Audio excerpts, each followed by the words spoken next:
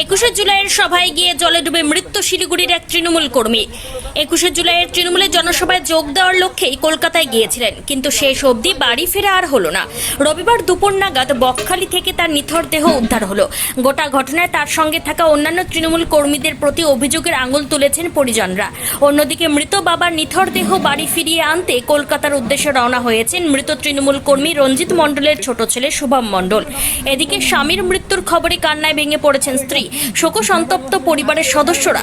পরিবার সূত্রে জানা গিয়েছে, মৃত রঞ্জিত মণ্ডল পেশায় মেকানিক। তিনি পুরসভার 35 নম্বর ওয়ার্ডের ভক্তিনগর এলাকার বাসিন্দা। সেখানে প্রথম পক্ষের স্ত্রী সন্তান থাকেন। অন্যদিকে শহীদ কলোনিতেও তার দ্বিতীয় সংসার রয়েছে বলেই খবর। পরিবার সূত্রে খবর, মৃত ওই তৃণমূল কর্মী বছর 5 আগে তৃণমূল কংগ্রেসের শ্রমিক সংগঠন আইএনটিটিইউসির সঙ্গে জড়িয়ে পড়েন। 2023 সালে প্রথমবার ধর্মতলায় আয়োজিত শহীদ দিবসের বিশেষ সভায় যোগ দিয়েছিলেন তিনি। এবারও সেই লক্ষ্যে 19 তারিখ কলকাতা পৌঁছান। তার সঙ্গে জনা দশেক স্থানীয় তৃণমূল কর্মী ছিলেন। রবিবার তিনি ফেসবুকে একটি ভিডিও পোস্ট করেন, যাতে দেখা যায় মাঝ সমুদ্রে একটি বোটে তাকে ভাসতে। পরিবারের তরফে জানা গিয়েছে, বকখালিতে সমুদ্রে তলিয়ে রঞ্জিতের মৃত্যু হয়েছে। ঘটনার খবর জানতে পেরে রবিবার বিকেল নাগাদ মৃতের ছোট ছেলে কলকাতার উদ্দেশ্যে রওনা হন।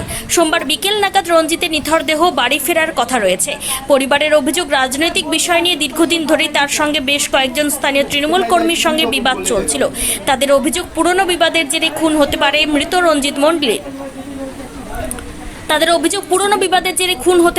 রঞ্জিত মণ্ডল।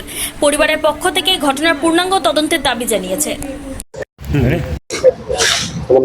শুভম মণ্ডল বাবা হয়। উনি তো কলকাতায় গিয়েছিল কেন? এই 21শে জুলাই পার্টির মিটিং, ওখানে গেছে। 19 তারিখে রাতে ট্রেনে তো বেরোচ্ছিল। 19 তারিখে গেল, আর আমাদের সাথে কালকে লাস্ট কথা হয়েছিল, ঠিক আছে। এবার হচ্ছে আজকে নাকি শুনি পাশের বাড়ির দাদা হট করে এসে বলছে যে তোর বাবার নাকি অ্যাক্সিডেন্ট হয়েছে, উনি ওখান থেকে কে ফোন করছে। এবার খবর যখন নিতে যাচ্ছি, যাদের সাথে গেছে তাদের নাম্বার খুব কষ্ট করে সিন্ডিকেটকে খুঁজে বের করলাম। নাম্বারে যখন ফোন করে বাবার কি হয়েছে, বলে তোর বাবার তো এরকম জলে ডুবে গেছে। যে ডুবে গেছে মানে কি হয়েছে, সঠিক খবরটা বলো। বলে আমরা দেখছি, তোমরা একসাথে ছিল, তোমরা জানো না। বলে আমরা তো রুমে। বাবা কি একা একা তো সমুদ্রে স্নান করতে যাবে না? একা একা কেউ যায় না। এখন ওরা তো নিজেদের বের করতে যাচ্ছে। সে একটা মানুষের কিছু ক্ষতির হয়ে যাচ্ছে, ওইটা